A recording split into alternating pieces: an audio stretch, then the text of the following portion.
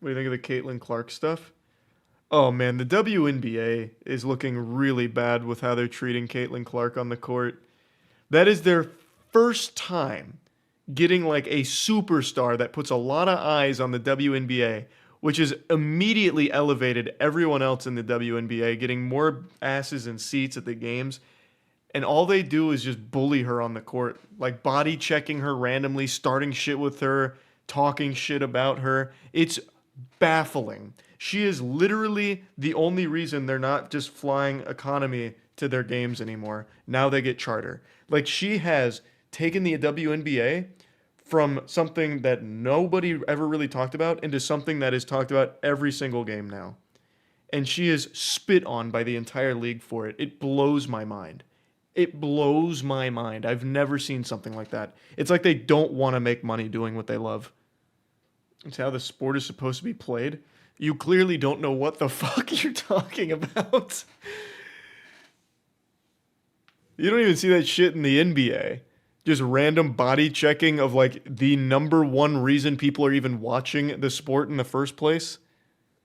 Now the bad boy Pistons body checked every play, but that was in the 80s. There's a huge difference. When like an NBA rookie gets a little shit, gets a little heat from the veterans, that doesn't matter. Because it's not like people are watching the NBA just for that rookie. Caitlin Clark is the entire reason why the WNBA salaries are going to go up. The entire reason the viewership has exploded. It is entirely because of her. So by attacking her every single game and shitting on her, they are legitimately attacking their own income. It is so different. No. You can't even get into the weeds of it. Like, oh, she hasn't had like the most noticeable effect ever. The Fever published, why don't I just pull it up? The Fever, the team she plays for, published their attendance report. In 5 games with Caitlin Clark, they have already had more attendance than the entire last season. Like, it's not close. It is not close at all. The Fever have brought in 82,857 fans to their first 5 home games so far for an average of 16,571 fans per game. Those 82,000 plus total fans have already broken last year's total home attendance in Indiana. In 5 games. It's not close. And this is actually felt throughout the entire WNBA. When Caitlin Clark is on the court, the attendance for those games, like the away games, is significantly higher from all the reports I've seen. And just in general, the viewership is much higher.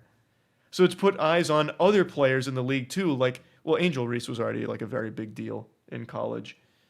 But like some of the older players, like the lady that body checked her randomly, her name was like Chinity, I think, something like that. She is the most important asset the WNBA has ever had. If she gets injured, it's over. She's going to get injured at some point. That's just the nature of the game. There's going to be an injury at some point. I don't know if it's going to be like a super serious one or not, but she will get injured. And I bet when that day comes, you're going to see the graph go from this to this.